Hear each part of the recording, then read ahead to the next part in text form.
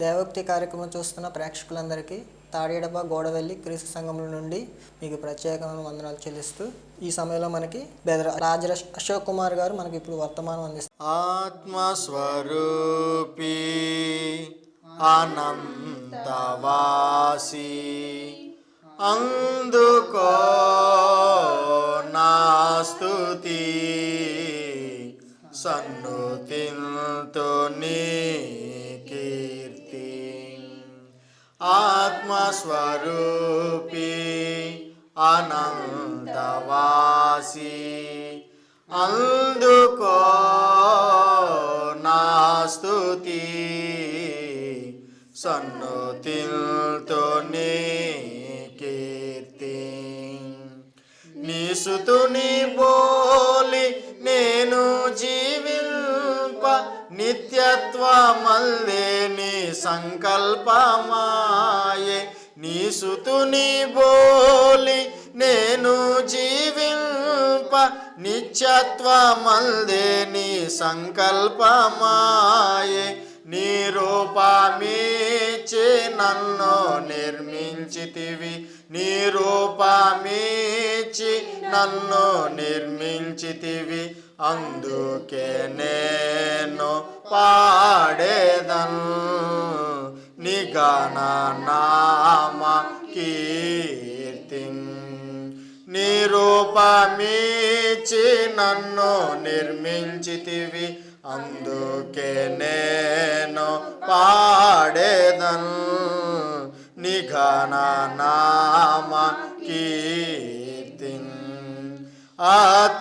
ఆత్మస్వరూపి అనంతవాసి అందుకో నా స్తుతి సన్నుతితో నీ కీర్తి. దేవోక్తి కార్యక్రమాన్ని వీక్షిస్తున్న మా ప్రియులైన శ్రోతలందరికీ మరొకసారి క్రీస్తు ప్రభు నామములో శుభములు వందనములు తెలియపరచుకుంటున్నాం. గత వారాలలో నేడు అమలులో ఉన్న చట్టము అనే పాఠం మీద దేవుని వాక్యాన్ని మనము ధ్యానం చేసుకున్నాం. పాత నిబంధన కొట్టివేయబడిందని, నేడు అమల్లో లేదని, క్రొత్త నిబంధన ద్వారా మనం దేవుని ఆరాధిస్తే దేవుని సన్నిధికి చేరతామని, క్రొత్త నిబంధనను అనుసరించి మనం ప్రభు దగ్గరికి వెళ్ళి దేవుని సేవించాలని చెప్పేసి గత వారాల్లో మనం చూసాం. పాత నిబంధన ద్వారా ఆరాధన చేస్తే, క్రొత్త నిబంధన పాత నిబంధనను కలిపి ఆరాధన చేస్తే అది ప్రమాదకరం అనే విషయాన్ని కూడా గత వారాల్లో మనం చూసాం. పాత నిబంధన క్రొత్త నిబంధనను కలిపి సంఘాలలో ఆరాధన చేయటం అనేది జరుగుతూ ఉంది. దీనిని మనం గుర్తించి ఈ ప్రమాదం నుంచి మనల్ని మనం కాపాడుకోవాల్సినటువంటి అవసరం ఎంతైనా ఉందనే విషయాన్ని దేవుని వాక్యం ద్వారా నేను మీకు తెలియపరచుకుంటున్నాను.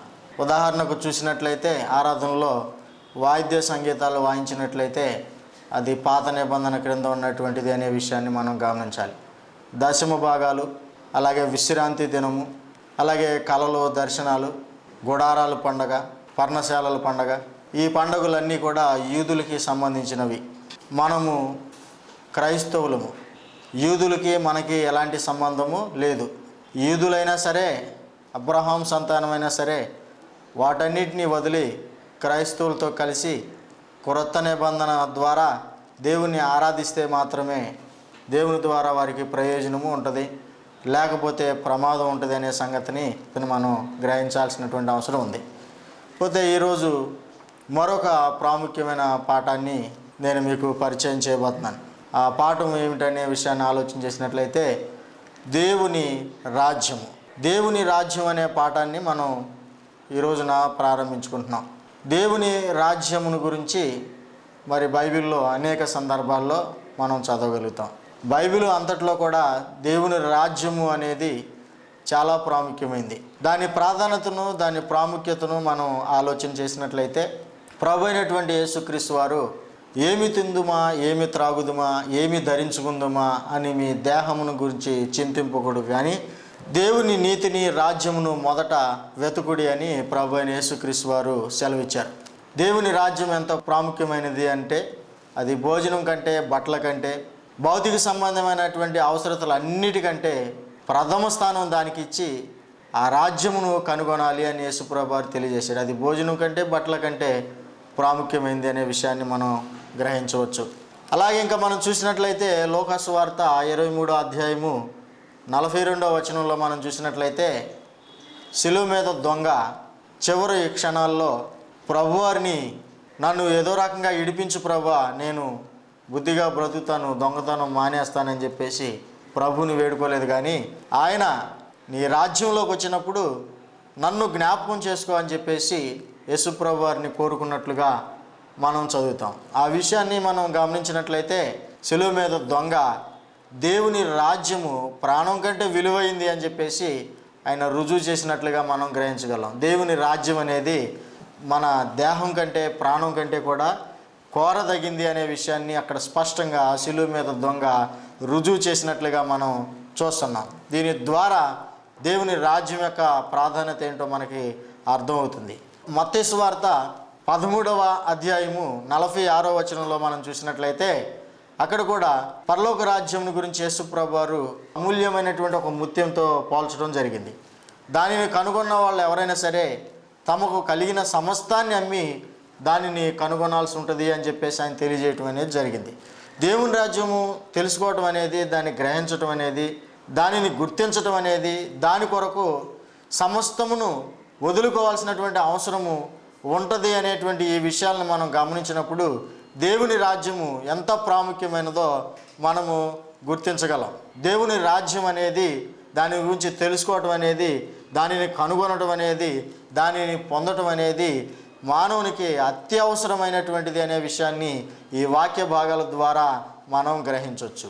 లోకంలో విశ్వాసుల్లో ఈ రాజ్యం మీద ఉన్నటువంటి వివిధమైనటువంటి అభిప్రాయములను ఒకసారి మనం జ్ఞాపకం చేసుకున్నట్లయితే కొంతమంది చాలా దేవుని రాజ్యాన్ని గురించి చులకనగా మాట్లాడే వాళ్ళు ఉన్నారు. కొంతమంది దేవుని రాజ్యమును గురించి మరి దేవుని వాక్యంతో సంబంధం లేనటువంటి నిరీక్షణ కలిగి ఉన్న వాళ్ళని మనము లోకంలో చూస్తాం. ప్రార్థన చేసే వాళ్ళు అనేక మంది నీ రాజ్యం వచ్చునుగాక అని చెప్పేసి నమ్ముతూ ప్రార్థన చేస్తూ ఉండటం మనం చూస్తూ ఉంటాం. మరికొందరేమో దేవుని రాజ్యము మన మధ్యనే ఉన్నది, దేవుని రాజ్యము ఈ లోకానికి ప్రభు తీసుకొచ్చి 2000 సంవత్సరాలు అవుతుంది కాబట్టి దాన్ని పొందాలి అని చెప్పేసి నమ్మి దేవుని రాజ్యంలో మేము ఉన్నామని చెప్పేసి బోధించే వాళ్ళు మరొక వర్గం ప్రార్థన చేసే వాళ్ళలో ఉన్నారు. పోతే 3వ వర్గం కూడా ఉన్నారు. దేవుని రాజ్యం వస్తే మనకెందుకు, రాకపోతే మనకెందుకు, యేసు స్వామిని నమ్ముకున్నాం కదా అంతే చాలు అని చెప్పేసి అని అనేవాళ్ళు కూడా లేకపోలేదు. ఇది చాలా విచారించదగినటువంటి విషయం అన్నమాట. దేవుని రాజ్యం వచ్చిందో రాలేదో ఒక విశ్వాసికి ఖచ్చితంగా తెలియాలి. వస్తే దానిలో ఉండటానికి అతను ప్రయత్నం చేయాలి, రాకపోతే దాని కొరకు ఎదురు చూసే వాళ్ళల్లో ఉండాలి. అటు ఇటు కాకుండా వస్తే నాకెందుకు రాకపోతే నాకెందుకు అని అనటము అది సమంజసము కాదు అనే విషయాన్ని దేవుని వాక్యం ద్వారా మనము గ్రహించుదాం. ప్రియమైన దేవుని పిల్లలారా, దేవుని రాజ్యం అనే ఒక ప్రాముఖ్యమైన పాఠాన్ని మనము ధ్యానం చేసుకోబోతున్నాం. దేవుని రాజ్యాన్ని గురించి లోకంలో ముఖ్యమైన మతాలలో కూడా బోధ ఉంది, నిరీక్షణలు కూడా ఉన్నాయి. యేసుప్రభు వారు మరలా వచ్చినప్పుడు రాజ్య స్థాపన చేస్తాడు, యెరూషలేమును రాజధానిగా చేసుకుని 1000 సంవత్సరాలు పరిపాలన చేస్తాడనేటువంటి నమ్మకాన్ని కలిగి ఉన్నారు. యూదులైతే మెస్సియా వస్తాడు, రాజ్యం స్థాపిస్తాడు అని చెప్పేసి వాళ్ళు ఎదురు చూడటం అనేది జరుగుతుంది. లోకంలో ఇంకా పెద్ద మతాల్లో మన దేశంలో ఉన్న మన హిందూ సహోదరులైతే కల్కి అనేటువంటి భగవానుడు ఈ లోకానికి వచ్చి ప్రపంచం మొత్తాన్ని హిందూమయం చేస్తాడు, తెల్లని అశ్వం మీద కల్కి భగవానుడు వచ్చి ప్రపంచ రాజ్యాలన్నింటినీ హిందూమయం చేస్తాడనేటువంటి నిరీక్షణ నమ్మకాలు కలిగి ఉన్నారు. ముస్లిం సహోదరుల గురించి మనం ఆలోచన చేసినట్లయితే వాళ్ళు కూడా ప్రపంచం అంతా కూడా అల్లా రాజ్యం అవుతుంది, అల్లామయం అవుతుంది అనేటువంటి నమ్మకాలు కలిగి ఉన్నారు. ప్రార్థన చేసే వాళ్ళల్లో మాత్రము 2 విభిన్నమైనటువంటి నమ్మకాలు నిరీక్షణలు కలిగి ఉండటము విచారకరమైన సంగతి. కొందరు రాజ్యం వచ్చిందని నమ్మితే మరికొందరు రాజ్యం రాబోతుంది అని చెప్పేసి నమ్మకాలు కలిగి ఉన్నారన్నమాట. అయితే బైబిల్ ఏం చెబుతుంది? రాజ్యం వచ్చిందని చెబుతుందా, రాబోతుందని చెబుతుందా అనే విషయాన్ని ఒకడు క్రైస్తవుడిగా యేసుప్రభువారికి నిజంగా శిష్యుడిగా ఉండాలనుకుంటే తప్పనిసరిగా తాను రాజ్యం వచ్చిందనో రాలేదనో తెలుసుకుని వస్తే దాన్ని పొందటం కానీ రాకపోతే దాని కొరకు ఎదురు చూడటం కానీ చేయాలి. అయితే ఒక విషయం ఏంటంటే ఇక్కడ రావటం అన్నా కానీ లేకపోతే రాబోతుందనే విషయం కానీ రెండిట్లో ఏదైనా ఒకటే సత్యం అవుతుంది, ఒకటే అబద్ధంగా తేలిపోద్ది. అబద్ధాన్ని నమ్మి నిరీక్షించిన వాళ్ళు తప్పనిసరిగా మోసపోతారు. కాబట్టి మనం సత్యాన్ని తెలుసుకోవాలని తండ్రి అయినటువంటి దేవుడు మనల్ని కోరుకుంటున్నాడు. ఈ దేవుని రాజ్యం అనే ఈ అంశం మీద దేవుని వాక్యము ఏమి బోధిస్తుంది అనే విషయాలను పాత నిబంధన నుంచి క్రొత్త నిబంధన వరకు కూడా అనేక విషయాల్లో రాజ్యానికి సంబంధించినటువంటి విషయాలు ఉన్నాయి. వాటిని ఈ రోజున మనము కొన్ని విషయాలు ధ్యానం చేసుకుందాం. మొదటిగా మనం దాని యొక్క ప్రాముఖ్యతను చూసాం. తర్వాత ప్రజల్లో దాని మీద ఉన్నటువంటి నమ్మకాలు లేకపోతే వారి యొక్క అభిప్రాయాలు ఎలా ఉంటాయి అనే విషయాల గురించి మనం ఇప్పటి వరకు చూసాం. ఇప్పుడు దేవుని వాక్యంలోంచి ఈ రాజ్యానికి సంబంధించినటువంటి సమాచారాన్ని దేవుని వాక్యంలోంచి మనం చూద్దాం. మొట్టమొదటిసారిగా మనం చూసినట్లయితే సమూయేలు 2వ గ్రంథంలో 7వ అధ్యాయము 12 నుంచి 17 వచనాల వరకు మనం చదివినట్లయితే తండ్రి అయినటువంటి దేవుడు దావీదు గారికి దేవుని రాజ్యమును ఆయన వాగ్దానం చేశాడు. తన గర్భంలో నుండి వచ్చినటువంటి ఒక వ్యక్తికి రాజ్యాన్ని స్థిరపరుస్తానని చెప్పేసి ఆయన వాగ్దానం చేయటం అనేది జరిగింది. ఆయన పితరులతో కూడా నిద్రించిన తర్వాత అని చెప్పేసి ఆ వాక్య భాగంలో రాయబడింది. ఆ వాక్య భాగాన్ని చదివినప్పుడు సహజంగా ఎవరికైనా సరే ఇది సొలొమోనును గురించినటువంటి ప్రవచనము అని అనినట్టుగా అర్థమయ్యే అవకాశం ఉంటుంది. కానీ వాస్తవంగా ఇది ఆత్మ సంబంధమైనటువంటి వాగ్దానము, అది భవిష్యత్తులో జరగబోయేటువంటి వాగ్దానము. అది దావీదు గారు పితరులతో కూడా నిద్రించిన తర్వాత అది నెరవేర్పు జరుగుతుంది అని ఆయన చెప్పినప్పుడు అది సొలొమోను మహారాజు గారిని గురించి చెప్పింది కాదు అని చెప్పేసి మనం చాలా ఖచ్చితంగా అక్కడ తెలుసుకోవచ్చు. ఎందుకంటే సొలొమోను మహారాజు గారు దావీదు గారు బ్రతికి ఉన్నప్పుడే పట్టాభిషేకం జరిగింది. అయితే ఇది ఆత్మ సంబంధమైనటువంటి రాజ్యము, ఆత్మ సంబంధమైనటువంటి సింహాసనము. దీనిని దావీదు గారికి తండ్రి అయినటువంటి దేవుడు వాగ్దానం చేసినట్లుగా మనం చెప్పుకున్నటువంటి వచనాల్లో మనం చదవగలుగుతాం. ఇప్పుడు పాత నిబంధనలో కొన్ని ప్రవచనాలు దేవుని రాజ్యాన్ని గురించి చేయబడినాయి. ఆ ప్రవచనాల గురించి దేవుని వాక్యంలోంచి కొన్ని విషయాలు మనం చూద్దాం. దావీదు గారు 110వ కీర్తనలో 1వ వచనంలో ఆయన ఏం చెబుతున్నాడంటే, నీ శత్రువులందరినీ నీ పాదముల కింద పీఠంగా ఉంచు వరకు నా కుడి పార్శ్వమున కూర్చుండమని ప్రభువు నా ప్రభువుతో చెప్పెను అని చెప్పేసి దావీదు గారు తండ్రి అయినటువంటి దేవుడైన ప్రభువు యేసుక్రీస్తు ప్రభువారితో ఎలాగూ చెప్పాడు అని చెప్పేసి ఆయన పరలోకానికి ఎక్కిపోలేదు, కానీ పరలోకంలో చెప్పబడినటువంటి ఆ విషయాన్ని 1000 సంవత్సరాలకు ముందే ఆ యొక్క ప్రవచనాన్ని ఆయన తెలియజేసినట్లుగా మనం చూస్తాం. ప్రభువైన యేసుక్రీస్తు దేవుని కుడిపార్శ్వమున సింహాసనాసీనుడై కూర్చుంటాడు అనేటువంటి ప్రవచనాన్ని దావీదు గారు చెప్పినట్లుగా మనం చూస్తున్నాం. అలాగే ఇంకా చూసినట్లయితే యెషయా గ్రంథం 9వ అధ్యాయము 6-7 వచనాల్లో మనం చూసినట్లయితే ప్రభు అయినటువంటి యేసుక్రీస్తు యొక్క జననాన్ని గురించి, ఆయన భుజం మీద రాజ్యభారం ఉంటుంది అనేటువంటి సమాచారాన్ని గురించి అక్కడ తెలియజేయబడింది. చూసినట్లయితే తండ్రి అయినటువంటి దేవుడు ఆయనకి సింహాసనం ఇస్తాడని, ఆయన మీద రాజ్యభారం పెడతాడని ఆసక్తి కలిగి తండ్రి అయినటువంటి దేవుడు దీనిని నెరవేరుస్తాడు అని చెప్పేసి యెషయా గారు ప్రవచనం చేసినట్లుగా మనం చూడగలుగుతాం. దేవుని రాజ్యాన్ని గురించి యెషయా గారు ప్రవచనం చేశాడు. జకర్యా గారు కూడా దేవుని రాజ్యాన్ని గురించి ప్రకటన చేశాడు. 6వ అధ్యాయము 12-13 వచనాలు మనం చదివినట్లయితే, చిగురు అను ఒకడు కలడు, అతడు తన స్థలంలో నుండి చిగురించును, అతడే యెహోవా ఆలయమును కట్టును, అతడు ఘనత వహించిన వాడే సింహాసనాసీనుడై ఏలును అని చెప్పేసి జకర్యా గారు ప్రవచనము చేయడం అనేది జరిగింది. చిగురు అనేటువంటి ఆ ఒకడు ఎవరో మనలో అనేక మందికి తెలిసిన విషయమే. చిగురు అనేటువంటి వ్యక్తి ప్రభు అయినటువంటి యేసుక్రీస్తు అని చెప్పేసి మనము అనేక సందర్భాల్లో గ్రహించగలం. చిగురు అనబడినటువంటి ప్రభు అయినటువంటి యేసుక్రీస్తు దేవుని ఆలయాన్ని కడతాడు అని చెప్పేసి రాయబడింది. అతడే దేవుని ఆలయమును కట్టును అని చెప్పేసి రాయబడింది. ఘనత వహించిన వాడే అతను సింహాసనాసీనుడై ఏలతాడు అనేటువంటి విషయం చాలా స్పష్టంగా రాయబడింది అనమాట. జకర్యా గారు దేవుని రాజ్యాన్ని గురించి ప్రవచనం చేసినట్లుగా దేవుని వాక్యంలో మనం చూస్తున్నాం. ఇంకా మనం చూసినట్లయితే దానియేలు గ్రంథము 2వ అధ్యాయంలో దేవుని రాజ్యాన్ని గురించి చాలా స్పష్టంగా ప్రవచనము చేయబడి ఉందన్నమాట.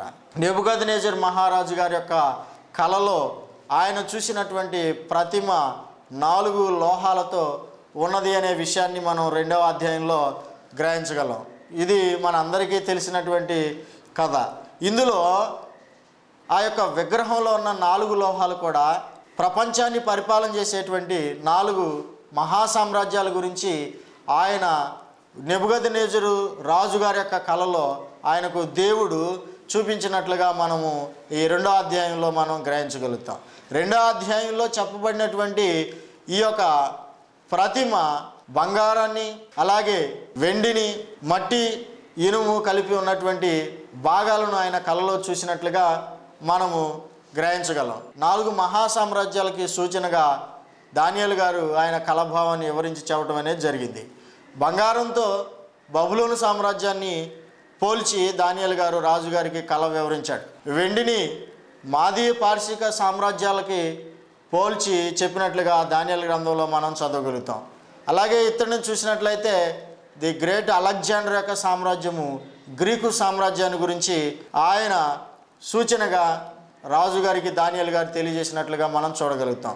ఈ ప్రవచనాలను మనం బాగుగా గ్రహించినట్లయితే, అర్థం చేసుకున్నట్లయితే, 4వదిగా ఇనుము ప్లస్ మట్టి కలిసి ఉన్నటువంటి ఆ భాగము రోమా సామ్రాజ్యానికి సూచనగా తెలియజేయబడినట్లుగా దేవుని వాక్యంలో మనం చదువుతాం. లోకంలో ప్రార్థన చేసే వాళ్ళల్లో అనేక మంది ఈ విషయాలను నమ్ముతారు, ఈ విషయాలని గుర్తించారు. మానవ సామ్రాజ్యాలని మనుషులు గుర్తించారు, కానీ దేవుని సామ్రాజ్యాన్ని మనుషులు గుర్తించబోవడం చాలా విచారకరమైనటువంటి సంగతిగా మనం ఇక్కడ గుర్తించాలి. చేతి సహాయం లేని చిన్న రాయి ఆ బొమ్మని తుత్తినీలుగా విగ్రహాన్ని చేసి అక్కడ నామరూపాలు లేకోకుండా దానిని ఎగరగొట్టినప్పుడు, మరి ఆ యొక్క రాయి బొమ్మను తుత్తినీలుగా చేసినటువంటి ఆ చిన్న రాయి అంతకు అంత ప్రపంచం అంతా కూడా వ్యాప్తి చెందినటువంటి మహాపర్వతంలాగా అది అభివృద్ధి చెందినట్లుగా ఆ కళలో ఆయన దానిని చూసి దాని గురించి ఆయన వివరించాడు. ఆ చేతిలి సహాయం లేనటువంటి ఆ చిన్న రాయి దేవుని రాజ్యం అని చెప్పేసి దానియేలు గారు ప్రవచనంలో తెలియజేయటం అనేది జరిగింది. కాబట్టి ఇప్పుడు మనము మానవ రాజ్యాలన్నింటినీ గుర్తించి దేవుని రాజ్యాన్ని గుర్తించకపోతే, దేవుడైతే మానవ రాజ్యాలని గుర్తిస్తూ చివరికి దేవుని రాజ్యాన్ని కనుగొనాలనే ఉద్దేశంతో మరి ప్రపంచాన్ని పరిపాలన చేసేటువంటి మహా సామ్రాజ్యాల గురించి, చక్రవర్తుల గురించి సుమారుగా 600 సంవత్సరాల చరిత్రని ముందుగానే ఆయన తెలియజేయటం అనేది జరిగింది. దానిని వెంబడించి దాని వెంబడే మనము మరి జాగ్రత్తగా పరిశీలన చేసి దేవుని రాజ్యాన్ని మనం గుర్తించాలనే ఉద్దేశంతో మాత్రమే దేవుడు తెలియజేయటం అనేది జరిగింది వాస్తవానికి. కానీ మనుషులు మానవ మహా సామ్రాజ్యాలని గుర్తించి ఖచ్చితంగా బంగారం ఎవరికి పోలిక, వెండి ఎవరికి పోలిక, ఇత్తడి ఎవరికి పోలిక, ఇనుము ప్లస్ మట్టి ఎవరికి పోలిక అనే దాన్ని బాగుగానే గుర్తించి మహాసామ్రాజ్యాలను గుర్తించగలిగారు. కానీ మహాదేవుడు స్థాపించేటువంటి ఆయన రాజ్యాన్ని గురించి గుర్తించకపోవడం చాలా విచారకరమైనటువంటి సంగతిని గ్రహించాల్సినటువంటి అవసరం ఉంది. ఆ దానియేలు గ్రంథంలో 2వ అధ్యాయం 28వ వచనంలో దానియేలు గారు ఏం చెప్పాడంటే, అంత్య దినాల్లో కలగబోయే దానిని గురించి రాజా దేవుడు నీకు తెలియజేశాడు అని చెప్పేసి అన్నాడు. ఈ 4 మహాసామ్రాజ్యాలు పరిపాలన అయిపోయిన తర్వాత చేతి సహాయం లేని చిన్న రాయి ప్రపంచమంతా కూడా వ్యాప్తి చెందే పెద్ద పర్వతం అంతా అయ్యింది అని చెప్పేసి చెప్పినటువంటి ఆ యొక్క మహాపర్వతాన్ని దేవుని రాజ్యంగా ఆయన పోల్చి వర్ణించడం అనేది జరిగింది. కాబట్టి మనం గ్రహించాల్సినటువంటి సంగతి ఏంటంటే, దేవుని రాజ్యము అంత్య దినాల్లో ప్రారంభించబడుతుంది, స్థాపించబడుతుంది అని చెప్పేసి మహారాజుతో దానియేలు గారు చెప్పడం అనేది జరిగింది. 44లో ఆ రాజ్యము దానిని పొందిన వారికి తప్పితే మరెవరికి కూడా చెందదు అని చెప్పేసి ఆయన చెప్పడం అనేది జరిగింది. అది శాశ్వతమైనటువంటి రాజ్యము అని చెప్పేసి చెప్పడం అనేది జరిగింది. మహాసామ్రాజ్యాలన్నీ కూడా ఎగిరిపోయినాయి, కానీ దేవుడు స్థాపించినటువంటి ఆ రాజ్యం మాత్రము నిత్యం ఉంటుంది, స్థిరంగా ఉంటుంది, యుగయుగాలు ఉంటుంది అని చెప్పేసి ఆ రోజున దానియేలు గారు ప్రవచనం చేయడం అనేది జరిగింది. ఆ దానియేలు గ్రంథంలో ఆ రాజ్య స్థాపన ఎప్పుడు జరుగుద్దో చాలా స్పష్టంగా రాయబడింది. అంత్య దినములలో జరగబోయే దాని గురించి దేవుడు నీకు తెలియజేశాడు అని చెప్పాడు. అంత్య దినాలు ఎప్పుడు అనే విషయాన్ని ఆలోచన చేసినట్లయితే అపోస్తలులు ఆ అంత్య దినాలని గుర్తించి యేసుప్రభువారు శిలువ మరణం పొంది తిరిగి లేచిన